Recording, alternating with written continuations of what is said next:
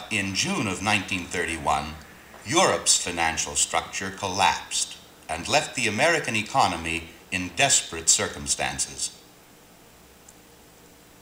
By this time, Hoover's efforts to introduce corrective measures were complicated by the fact that the Congress was Democratic and hostile.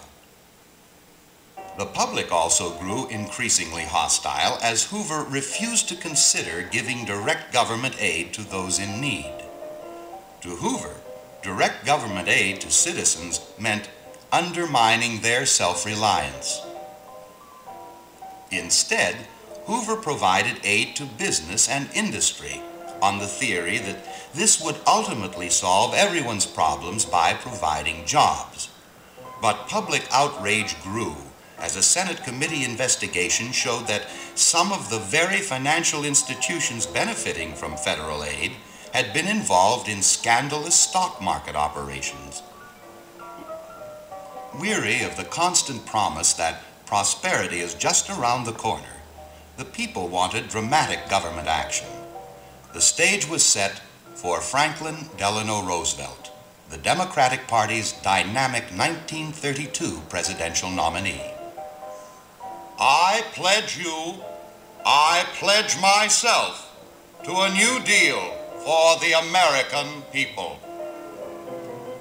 With that promise, tens of thousands of people came to hear him speak and gave him the votes of all but 6 states and solid Democratic control of both houses of Congress.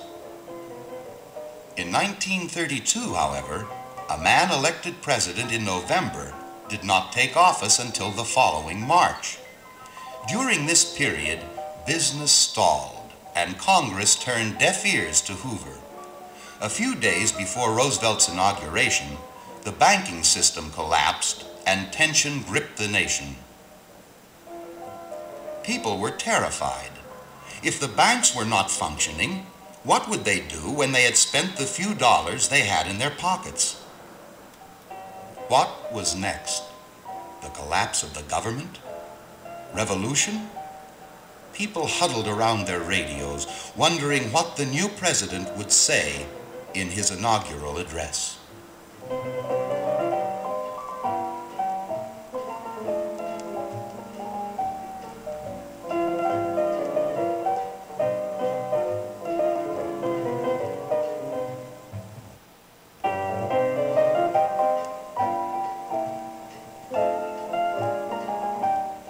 January and February 1933, the end of Hoover's presidency and not yet the beginning of Roosevelt's, a time when millions of people were unemployed, thousands of factories idle,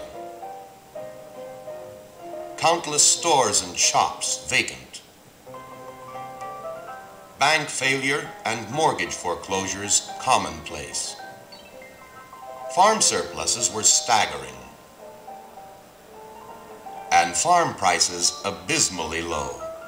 Penniless and desperate farmers began to organize and demonstrate. Tension reached such heights in some Midwestern states that large areas were placed under martial law. In the cities, the lines seemed endless as the unemployed, the homeless, the aged, the hungry waited to be fed. In every part of the country, and with increasing support, voices on the left urged drastic action.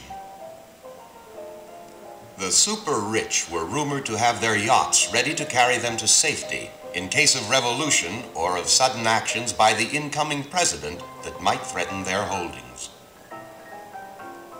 Nowhere was there greater evidence of the tension gripping the nation than in Washington, D.C., the morning of Saturday, March 4th, 1933. As Hoover and Roosevelt rode through the streets to the Capitol, the nation sat with its ear to the radio, wondering what the new president would say. They took heart as he spoke of his confidence in the people and his determination to act. The people of the United States have not failed. In their need, they have registered a mandate that they want direct, vigorous action. They have asked for discipline and direction under leadership. They have made me the present instrument of their wishes. In the spirit of the gift, I take it. Now began an administration significantly different from the preceding one, and from all prior administrations. Believing that government had the right to intervene in the affairs of private industry to protect the well-being of the people, it established a system of checks and balances between management and labor, big business and small, producer and consumer, agriculture and industry, domestic and foreign markets.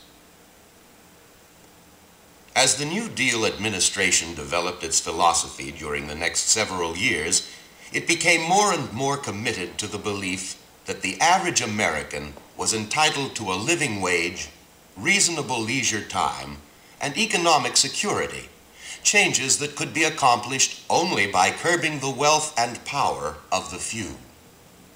When Roosevelt assumed office, his inner circle of advisors, known as the Brain Trust, represented a broad sweep of opinion.